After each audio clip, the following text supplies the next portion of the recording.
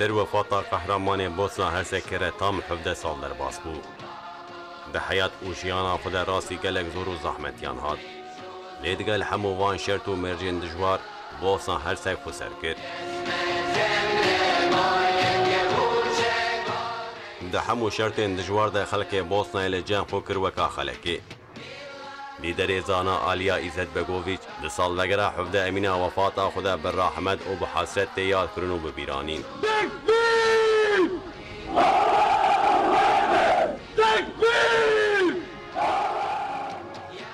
آلیا ده سال 1925 ده لباجار شمال سابوسنا هرسکی ها دنیایی. دشر جهانا دویمین ده لدیجی فکر رامان فاشیست و پاششی لدیجی فکر رامان کمونیسم مجادله دا. به مجادله جی دنگ ودا. ده حربا جهانا دویمین ده جبو باشناق جو قرکرنا بیولوژیک و مانوی بپاره زد تشکیلاتا ناو مسلمان جوان ده وظیفه هستند. در سال نخوی جوان تیده بو اندام و منصوب براین مسلمانان. دو وقتا یوگوسلاویا کمونیزم 4 سالان ده حبس دما.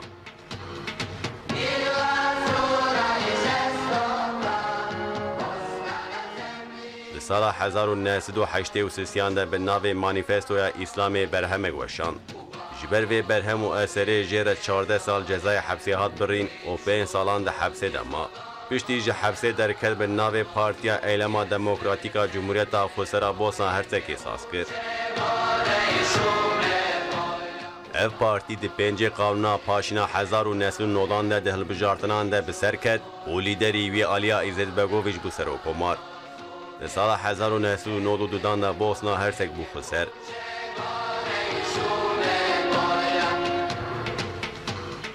لیوی جاره معروض اشغال سپان هات.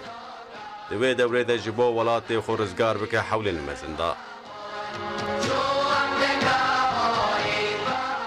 ده سال 1995 ده دبن کنترولا نتوی نیکویده لسربیسان قرکرن و کمکوجی پیکات. لیدگل وی که آلیا دفج مجادله و تکوشینا خو برنده. جی خلق خورا گود صبر بکن و برخو بدن.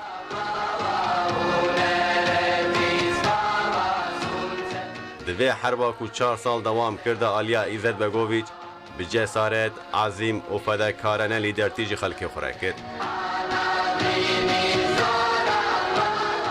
دیگل بمب باران کرنا سرای بوسنای اف در تر نکر. لیدر زانا بری دو جاران قریزا دل در باس کرو بو.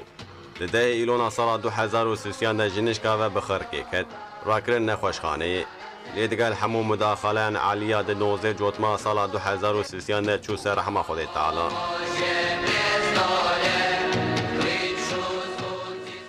جنازه بگوویچ به تکبیر و تهلیلان به حسرین چاوال سرای بوسنای هات دفن کرن.